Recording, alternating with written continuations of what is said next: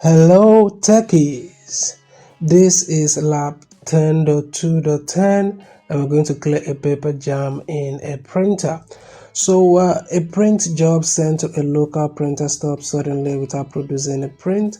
The printer display shows a paper tray 2 jam error that you must clear to resume printing.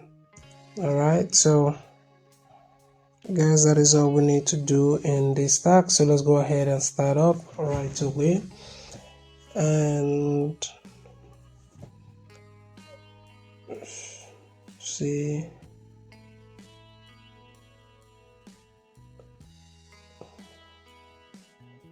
Remove the tray and we check under the tray. So we tilt this, you can see. Let's see, you can see the paper. So we just, okay, there's instruction. We click continue. What we want to do is to gently pull out the paper that is jammed under.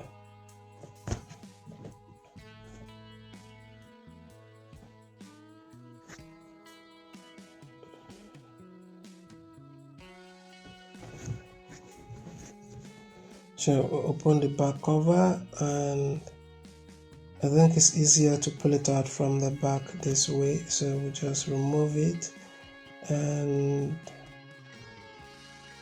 we close this cover back, go over to the front, replace the tray, and let's see, says ready to print. Alright, go ahead and answer a few questions. When presented with the paper tray 2 jam error, what is the first step in resolving the issue? That will be pull tray 2 completely out.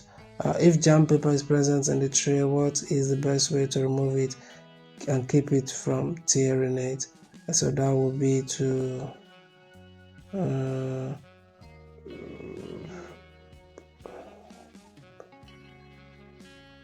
pull the paper on both sides.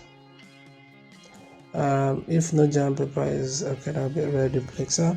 So once the paper jam has been cleared, correct answer is to close the red duplexer and tray 2.